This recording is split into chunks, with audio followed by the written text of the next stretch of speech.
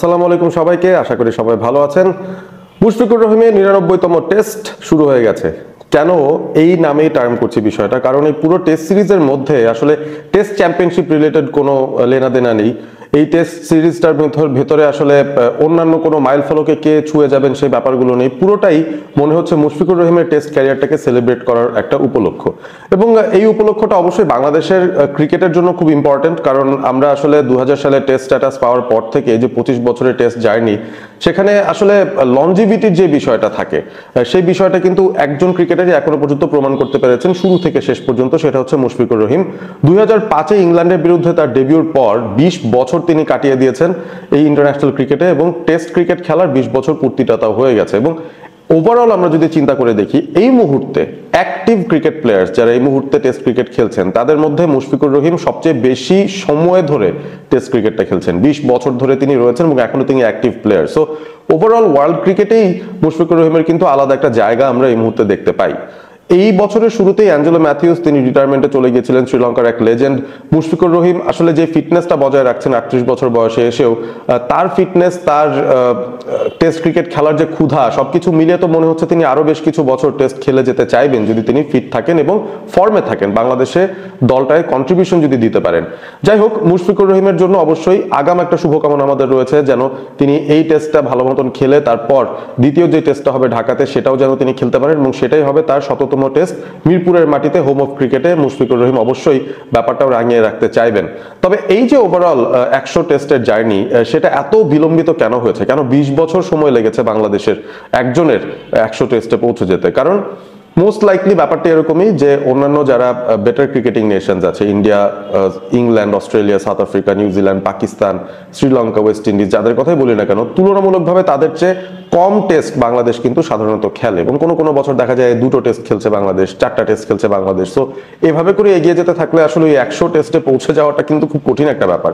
অন্যান্য developed cricketing Nations গুলোতে যেভাবে এক একজন ক্রিকেটার 100 টেস্টে পৌঁছে যান খুব কম সময়ের ভেতরে, তার কারণটা হচ্ছে তারা বছরেই 12-15টা টেস্ট হয়তো খেলছেন। এখন এই টেস্ট সাইকেলের নিয়মটা যখন যুক্ত হয়েছে টেস্ট ক্রিকেটের জন্য, যখন এই টেস্ট চ্যাম্পিয়নশিপটা অন্তর্ভুক্ত করেছে আইসিসি, তখন থেকে মোটামুটি সব দেশ অন্তত বেশ কিছু টেস্ট খেলার সুযোগ পাচ্ছে, এবং সেই টেস্ট ম্যাচগুলো তারা খেলে 3 বছরের সাইকেলের ভিতরে একটা মিনিমাম নাম্বার অফ টেস্ট খেলার সুযোগ পাচ্ছে। এখান থেকে আমার মনে হয় বাংলাদেশের জন্য, প্লাস অন্যান্য যারা ক্রিকেটিং নেশনস আছে যারা টেস্ট স্ট্যাটাস প্রাপ্ত হয়েছেন, Ireland, Afghanistan, Zimbabwe, West Indies, Sri Lanka, তাদের জন্য একটু সুবিধাই হয়েছে যে তারা একটু বেশি সংখ্যক টেস্ট খেলার সুযোগ পায়। এবং টেস্ট চ্যাম্পিয়নশিপের মধ্যে দেখবেন যে বাংলাদেশের সঙ্গে যে সকল টেস্ট সিরিজ হয় সেগুলো আসলে মূলত 2 টেস্টের সিরিজ, এই ধরনেরই কিন্তু ঘটনা আমরা ঘটতে দেখি। 3 টেস্ট, 5 টেস্ট, এই ধরনের সিরিজ কিন্তু বাংলাদেশ খেলেই না বলতে গেলে। সো ওই জায়গা থেকেও আমার কাছে মনে হয় বাংলাদেশের জন্য একটা ড্রব্যাক থাকে। তবে টেস্ট ক্রিকেট ফিরেছে প্রায় 140 দিন পর, বাংলাদেশ আবারও সাদা জার্সিতে লাল বলের ক্রিকেটে মাঠে নেমেছে, এবং সিলেট ইন্টারন্যাশনাল ক্রিকেট স্টেডিয়ামে আয়ারল্যান্ডের বিরুদ্ধে প্রথম টেস্ট ম্যাচটা শুরু হয়ে গেছে। ডে 1 শেষ হয়ে গেছে, এবং ডে 1-এর যে গল্পটা সেটাই আসলে মূলত এই ভিডিওর মূল গল্প। এবং এই ডে 1-এ আসলে কি কি ঘটেছে সেগুলো নিয়ে আলোচনা করতে চাই। প্রথমে যদি বলি যে বাংলাদেশ টসে হেরেছে, অর্থাৎ আয়ারল্যান্ডের ক্যাপ্টেন ব্যালবার্নি তিনি টস জিতে আগে ব্যাটিং এর সিদ্ধান্ত নিয়েছেন। মূল কারণ এটাই হচ্ছে যে বেসিক্যালি কেউ 4th ইনিংসে ব্যাট করতে চান না। টসে জিতলে আগে ব্যাটিংটা এই জন্যই আয়ারল্যান্ড নিয়েছে যে তারা 4th ইনিংসে ব্যাট করতে চায় না, বাংলাদেশকে একটা টার্গেট তারা দিতে চায়। এই ম্যাচটার মধ্যে আয়ারল্যান্ডের 2 জন ক্রিকেটারের ডেবিউ হয়েছে। একজন হচ্ছেন কেড কারমাইকেল, তিনি একজন টপ অর্ডার ব্যাটার, এবং সেই সাথে আরো একজন যিনি জর্ডেন নীল। এই 2জন ক্রিকেটার তাদের টেস্ট ডেবিউটা পেয়ে গেছেন এই সিরিজের মাধ্যমে বা এই ম্যাচের মাধ্যমে। বাংলাদেশের হয়েও একটা ডেবিউট্যান্ট আছে, বাঁহাতি স্পিনার হাসান মুরাদ। তিনি যখন স্কোয়াডে অন্তর্ভুক্ত হয়েছিলেন তখনই অনেকে বলছিল যে নাইম হাসানকে বাদ দিয়ে, একজন অফ স্পিনারকে বাদ দিয়ে কেন হাসান মুরাদকে নেওয়া হয়েছে।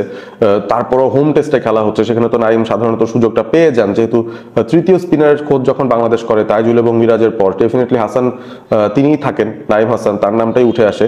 তবে আমার কাছে মনে হচ্ছে যে লজিকে এই স্কোয়াডে হাসান মুরাদকে ইনক্লুড করা হয়েছে সেটার পেছনে একটা কারণ আছে, এবং কারণটা খুবই সিম্পলটা হচ্ছে ম্যাচ আপ। এই যে ম্যাচ আপের গল্পটা আমরা বলি যে প্রতিপক্ষের কতজন ডানহাতি ব্যাটার আছেন, বাঁহাতি ব্যাটার আছেন, সেই হিসেব করে বাঁহাতি স্পিনার, ডানহাতি অফ স্পিনার, এভাবে করে হয়তো একটা মেজারমেন্ট করা হয়। এবং বাংলাদেশ দলটা যেহেতু তাইজুল আছেন বাঁহাতি স্পিনার, মিরাজ আছেন ডানহাতি স্পিনার, আয়ারল্যান্ডের ব্যাটিং লাইন আপে কয়জন বাহাতি ব্যাটার আছেন বা কয়জন ডানহাতি ব্যাটার আছেন সেগুলোর একটা হিসেব হয়তো করা হয়েছিল এবং সেখান থেকে বের করা হয়েছে যে এই পুরো আয়ারল্যান্ড স্কোয়াডের মধ্যেই বাহাতি ব্যাটার মাত্র একজন, তাও আবার তিনি নিচের দিকে খেলেন, ম্যাকব্রাইন। টপ 6-এ কোনো বাহাতি ব্যাটারই নেই। সো ওই ব্যাপারগুলোই আমার মনে হয় মাথায় রেখে বাংলাদেশের ম্যানেজমেন্ট সিদ্ধান্ত নিয়েছে যে তারা একটা বাহাতি স্পিনারকে নেবে এবং সেই ক্ষেত্রে যারা রেসে ছিলেন আমি বলবো তানভীর ইসলাম ছিলেন, অবশ্যই হাসান মুরাদও ছিলেন। তবে হাসান মুরাদ সুযোগটা আগে পেয়ে গেলেন এবং হাসান মুরাদ বেশ ভালো পারফর্ম করেছেন বলা যায়। প্রথম দিন হিসেবে বেশ ভালো একটা ডেবিউ তিনি পেয়ে গেছেন।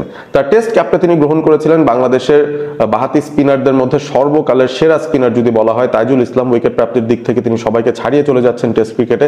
সেই তাইজুলের কাছ থেকেই সেই ক্যাপটা গ্রহণ করেছেন হাসান মুরাদ এবং তার উইকেট সংখ্যারও বাড়তে পারতো যদি বলি, কারণ এই ওভারঅল আয়ারল্যান্ডের ব্যাটিং ইনিংসের গল্পটায় যেতে গেলে প্রথম দিক থেকে ক্যাচ মিসের মহড়ার কথাও বলতে হবে। সাদমান ইসলাম স্লিপ কর্ডেনে ক্যাচ ড্রপ করেছেন, নাজমুল হোসেন শান্ত ক্যাচ ড্রপ করেছেন, মেহেদী হাসান মিরাজ ক্যাচ ড্রপ করেছেন। সো এতগুলো ক্যাচ ড্রপ হওয়ার পর 6 ওভারের ভেতরেই যখন 3-3টা ক্যাচ বাংলাদেশ ড্রপ করে তখন তার ফার্স্ট সেশনটা তাদের হওয়ার কথাও নয়। পল স্টার্লিং এর ক্যাচ 2বার ড্রপ হয়েছে এবং তিনি সেই সুযোগটা নিয়ে একটা 50 পেয়ে গেছেন এবং সেই সাথে আরো কিছু ব্যাটাররা ভালো করেছেন যাদের নামটা আসলে উল্লেখ করা যেতে পারে। একজন হচ্ছেন ওই যে ডেবিউট্যান্ট কেইড কারমাইকেল, তিনি একটা 50 পেয়েছেন। ধৈর্যশীল একটা নক ছিল, 59 রানের একটা ইনিংস এবং তিনি প্রায় 2 সেশন ব্যাট করে ফেলছিলেন। এবং এই আয়ারল্যান্ড ব্যাটিং এফোর্টের মধ্যে আপনি ছোট ছোট অনেকগুলো ইনিংস দেখবেন। পল স্টার্লিং এর 60, কারমাইকেলের 59, কার্টিস ক্যাম্পার 44 করেছেন, লরকান টাকার 41 করেছেন। অর্থাৎ এই রানগুলোই তাদের মূলত রান স্কোরারদের কাছ থেকে এসেছে এবং শেষ দিকটায় এসে ডেবিউট্যান্ট জর্ডান নীল তিনি 30 রান করেছেন, ব্যারি ম্যাকার্থি 21 রান করে অপরাজিত আছেন। তবে এই যে জর্ডান নীলের কথা বলছি, ভেরি আনফরচুনেট, তিনি একেবারে দিনের শেষ বলটায় তিনি আউট হয়ে গেছেন 30 রান করে, না হলে কিন্তু আয়ারল্যান্ড একটা বেটার পজিশনে থেকে হয়তো ডে 2টা শুরু করতে পারত। প্রথম দিন শেষে আয়ারল্যান্ডের সংগ্রহ 278 উইকেটে এবং এখানে আয়ারল্যান্ডের ব্যাটারদের যদি ধৈর্যের গল্পটা বলি বা তাদের পারফরমেন্সের